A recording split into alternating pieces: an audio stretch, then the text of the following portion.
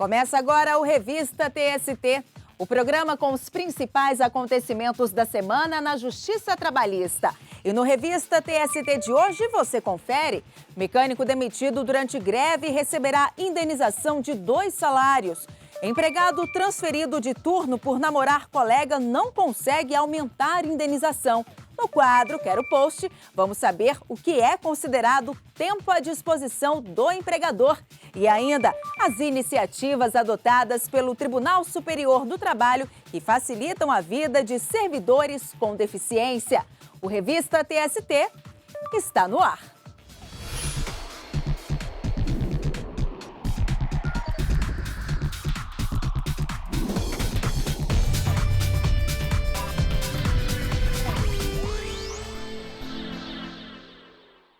Nós começamos o Revista TST de hoje com o julgamento de um caso que teve destaque na seção 1 de dissídios individuais, responsável por uniformizar a jurisprudência trabalhista.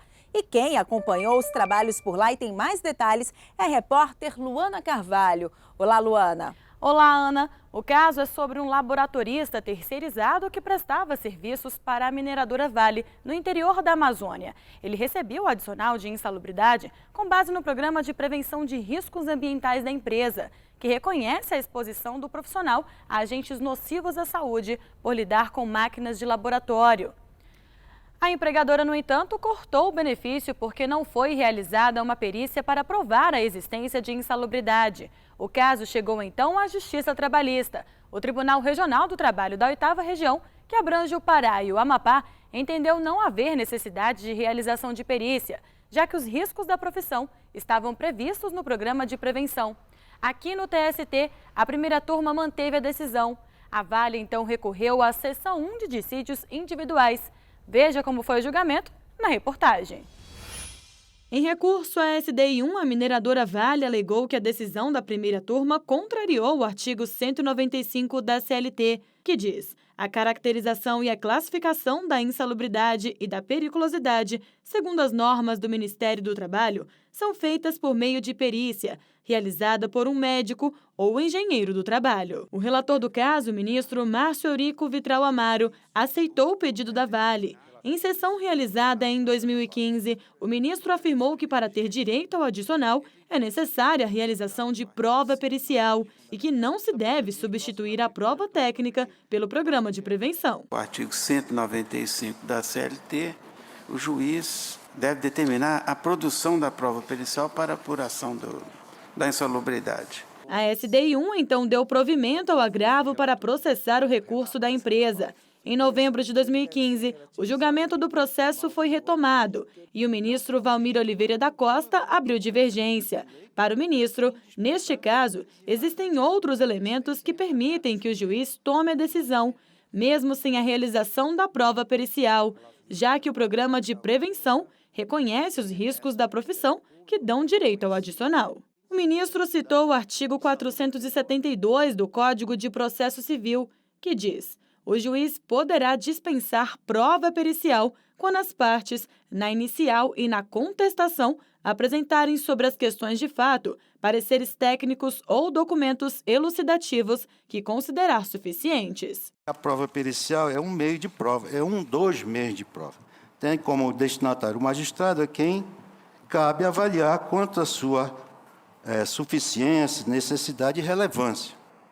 E também sabemos que o juiz poderá dispensar a produção da prova técnica. O ministro Alexandre Agra Belmonte pediu vista regimental e, em abril de 2017, relatou o voto acompanhando a divergência. O ministro entendeu que, neste caso, o laudo técnico não é necessário, já que o programa de prevenção evidencia o risco para a saúde e segurança do trabalhador. O PPRA caracteriza-se como prova pré-constituída, pois já existe antes do processo nascer e fornece uma alta probabilidade da ocorrência ou não de riscos no ambiente de trabalho, pois retrata ou deve retratar as condições contemporâneas da atividade laboral, constituindo meio de prova condizente com a natureza do fato probande, quais sejam as condições de trabalho cuja origem respeita a mesma base normativa do LTCAT e da perícia de que trata o artigo 195 da CLT.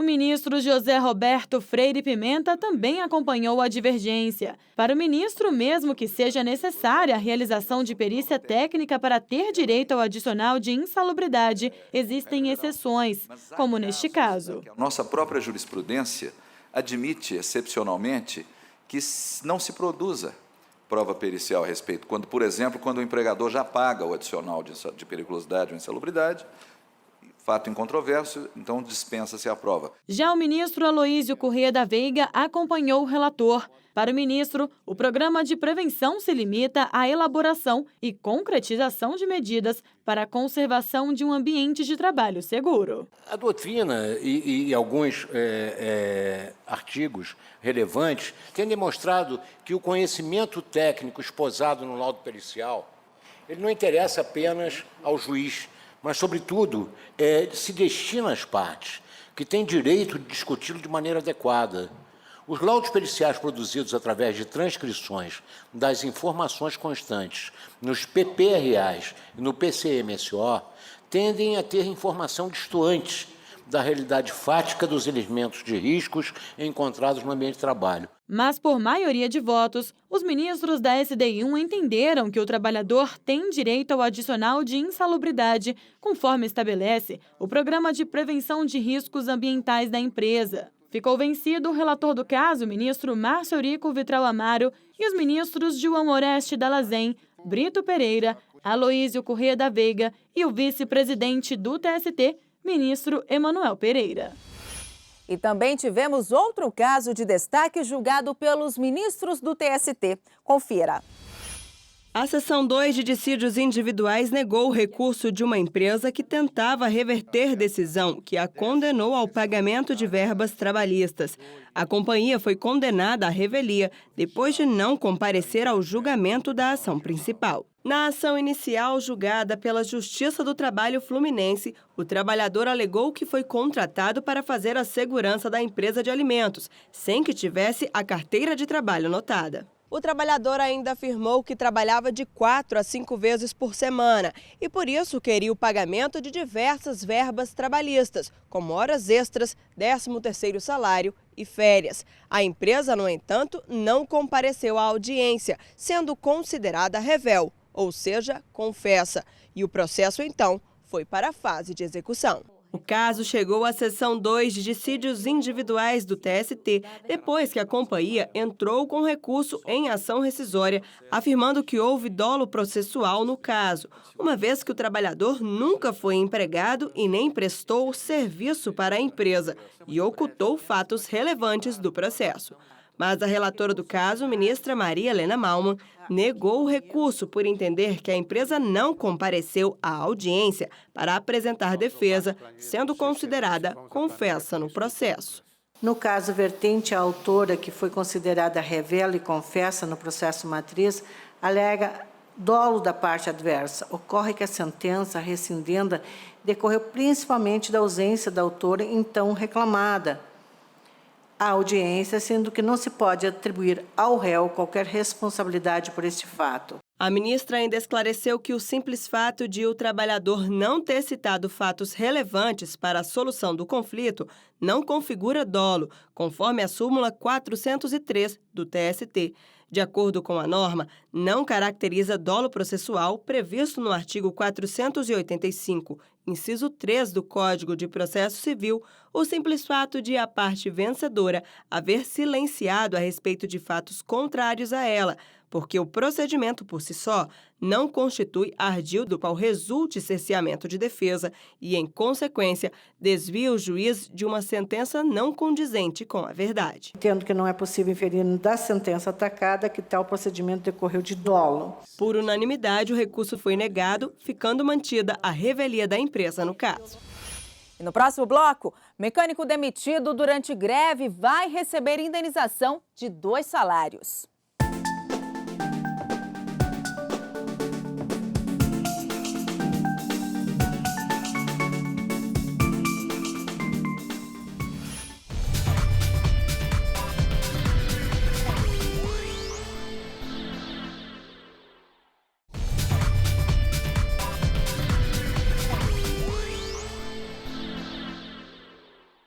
O Revista TST está de volta.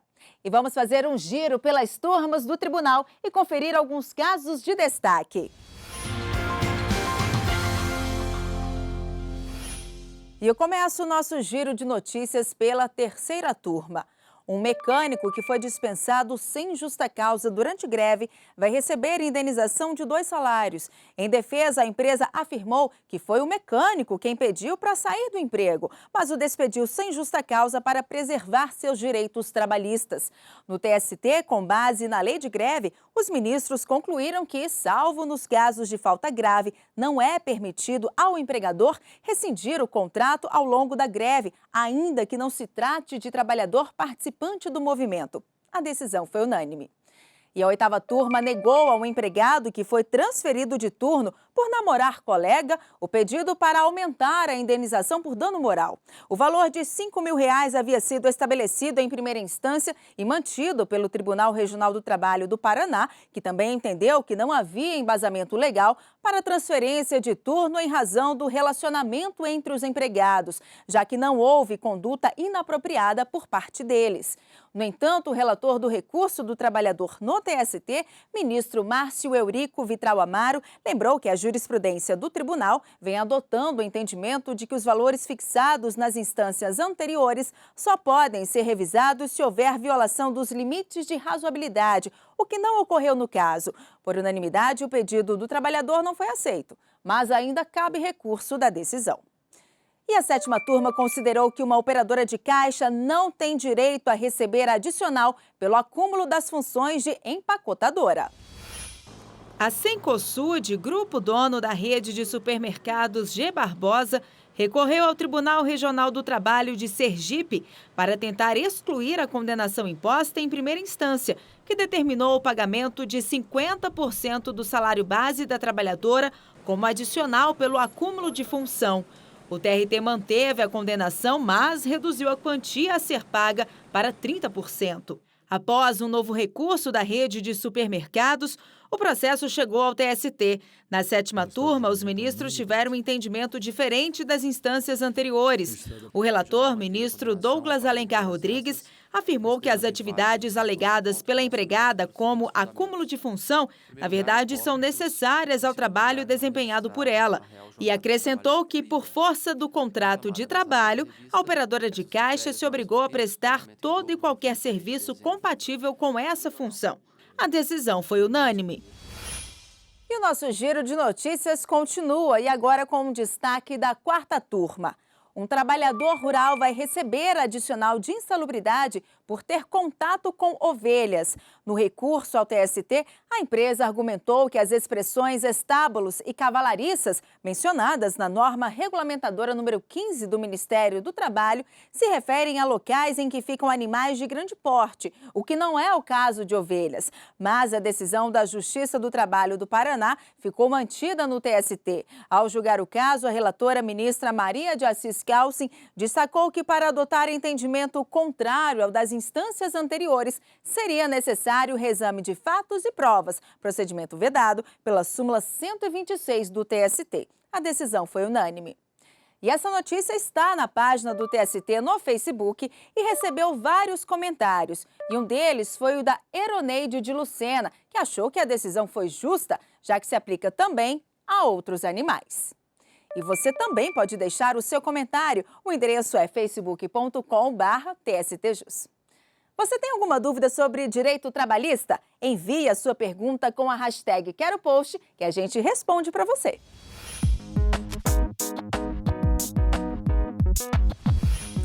E a dúvida que chegou para a gente pelo Facebook com a hashtag QueroPost é do Lucas Ludiero. E ele quer saber o que é considerado tempo à disposição do empregador. Nós vamos saber agora na reportagem.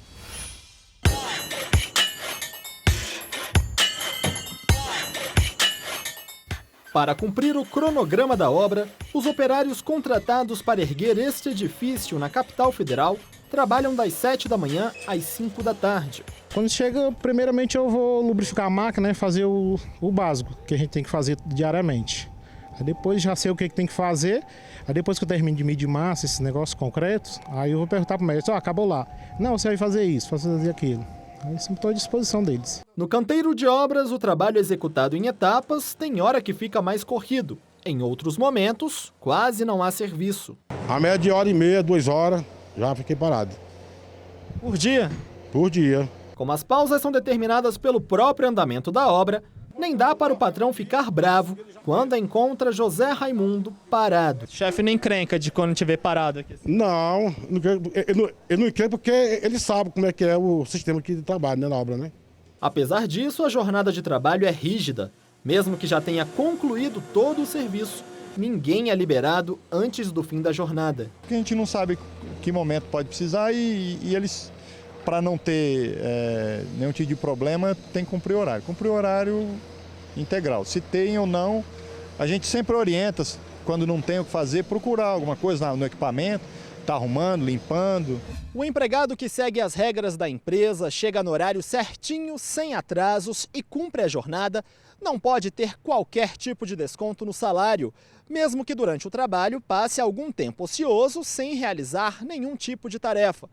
Todo o período que o trabalhador fica à disposição da empresa deve ser remunerado, como prevê a legislação trabalhista. Está no artigo 4º da CLT.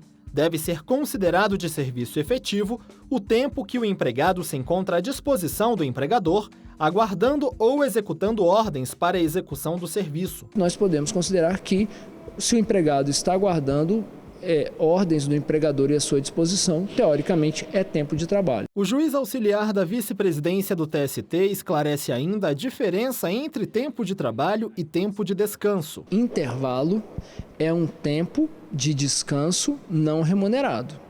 Se ele é tempo de descanso, obviamente ele não é tempo de trabalho. E para não ser considerado tempo de trabalho, o empregado não pode estar à disposição do empregador. No caso específico de motoristas, a legislação trabalhista considera como trabalho efetivo todo o período que estiverem à disposição do empregador, excluindo desse cálculo os intervalos para refeição, repouso, descanso e também o tempo de espera. Em relação aos profissionais que atuam em estradas de ferro, o tempo computado como trabalho efetivo é aquele em que eles estejam à disposição na estrada. Durante julgamento no ano passado, a 6ª turma do Tribunal Superior do Trabalho condenou o frigorífico JBS a pagar 1 hora extra por semana a um empregado que passava o intervalo intra-jornada numa fila para receber ou entregar as ferramentas de trabalho em Goiás.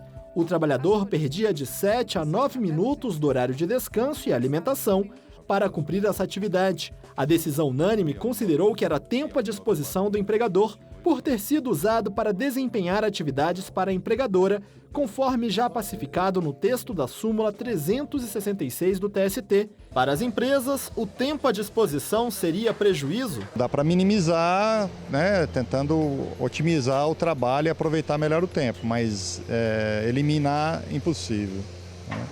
Sempre vai ter um tempo aí, em determinado tipo de função, que vai ficar à disposição sem produzir. Faz parte da rotina, né?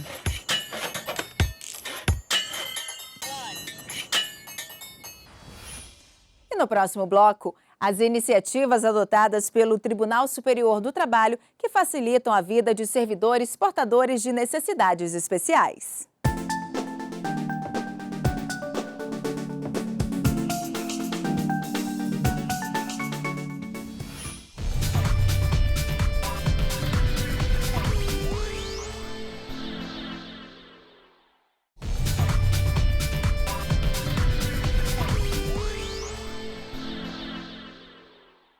Estamos de volta com o Revista TST e vamos conferir outras notícias de destaque ao longo da semana. A seção 2 de dissídios individuais do TST recebeu os primeiros processos distribuídos via processo judicial eletrônico. A primeira ação originária publicada por meio do sistema eletrônico foi um despacho do ministro Douglas Alencar Rodrigues. A decisão trata de um mandado de segurança. A autuação dos processos eletrônicos da SDI 2 faz parte do cronograma de expansão do PJE no TST, que teve início em março deste ano. A empresa brasileira de Correios e Telégrafos e as federações representantes dos empregados chegaram a um acordo que pôs fim à greve da categoria. As partes acolheram proposta do vice-presidente do TST, ministro Emanuel Pereira, no sentido de que, enquanto não for encerrada a mediação sobre o plano de saúde dos Correios no TST, o assunto não vai ser judicializado. Outro ponto acertado na reunião entre a empresa e as federações foi a reabertura do plano de desligamento incentivado, PDI, em vista dos estudos da SCT para cortar gastos mediante a dispensa de empregados concursados. No entanto, a reabertura do PDI ainda depende de autorização do governo federal. Trabalho rodoviário é o tema do mês da Biblioteca do Tribunal Superior do Trabalho. Até o fim de maio, fica disponível no site da biblioteca uma bibliografia sobre o assunto. Os textos são organizados pela ordem de publicação, dando destaque aos mais recentes. Acesse em www.tst.jus.br/biblioteca. O Núcleo de Acessibilidade e Inclusão do Tribunal Superior do Trabalho realizou uma oficina para conscientizar servidores e prestadores de serviço do TST sobre os direitos da pessoa com deficiência e, consequentemente, sobre a forma mais adequada de realizar o atendimento interno e externo a esse público específico. Você sabia que o Tribunal Superior do Trabalho tem um setor específico para propor e implementar ações que beneficiem as pessoas com deficiência? É o Núcleo de Acessibilidade e Inclusão. E hoje você vai conhecer algumas iniciativas que facilitam a vida de servidores com deficiência. Acompanhe.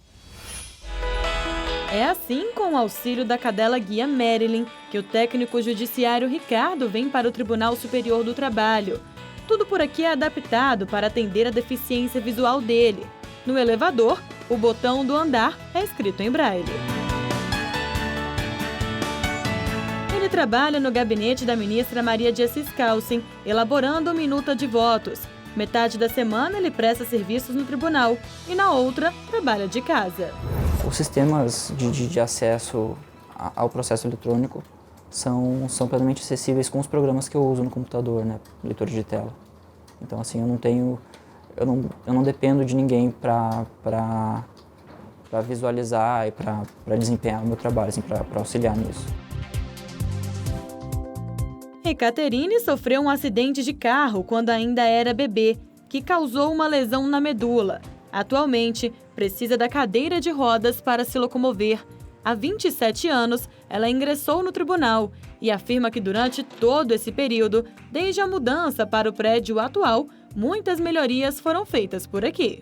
Os espaços são realmente mais amplos, a locomoção é muito tranquila, né? Tudo muito liso, muito sem nenhum obstáculo. Então é bem adaptado, é bem tranquilo. Assim, não precisou ter grandes alterações ao que era o prédio. Ele já veio com uma boa acessibilidade para quem é cadeirante. No Tribunal Superior do Trabalho, as pessoas com deficiência contam com vagas especiais, rampas de acesso e ainda material em braille. Além disso, existe o Núcleo de Acessibilidade e Inclusão, que é responsável por implementar medidas voltadas para pessoas com deficiência. Nós temos atualmente uma resolução importante, que é uma resolução do Conselho Nacional de Justiça, que eu vou dizer assim que é a nossa Bíblia, né? Porque nós temos que estar atentos a essa resolução para poder seguir as ações que já foram determinadas pelo Conselho. No tribunal existem hoje aproximadamente 55 servidores e 13 prestadores de serviço com deficiência. O núcleo serve como apoio para criar mecanismos para que essas pessoas se sintam bem no ambiente de trabalho e possam produzir com eficiência. Eu acredito que a acessibilidade é uma construção constante, né? Então sempre pode aprimorar, sempre pode melhorar. Mas, de modo geral, o tribunal ele é bem acessível, sim. As pessoas elas são, em geral, receptivas e auxiliam. A estrutura também é muito boa. O Revista TST abre agora espaço para o programa Jornada, outra produção da TV do TST feita em parceria com os 24 TRTs. E para saber mais sobre a próxima edição do programa, eu vou conversar com a apresentadora e editora Carolina Sete. Olá, Carolina. Olá, Ana Amélia. No Jornada desta semana, teremos uma reportagem especial sobre os direitos dos bancários. Carga horária, horas extras, gratificações. Vamos saber tudo o que está previsto na legislação trabalhista para esta categoria. Em Salvador, Bahia, vamos visitar um complexo de portos, conhecer a rotina dos empregados e aprender a diferenciar o trabalhador avulso do trabalhador eventual. De lá, seguimos para São Paulo, capital, onde o Centro de Solução de Conflitos da Zona Sul completa 1 ano de funcionamento. E no quadro Trabalha Brasil, uma cantora lírica solta a voz. Vamos conhecer a vida dessa artista que já participou de diversas óperas. Tudo isso e muito mais, Ana Amélia, no Jornada, que vai ao ar segunda-feira, às 7h30 da noite. É com você, Ana. Ok, Carolina, muito obrigada e até a próxima.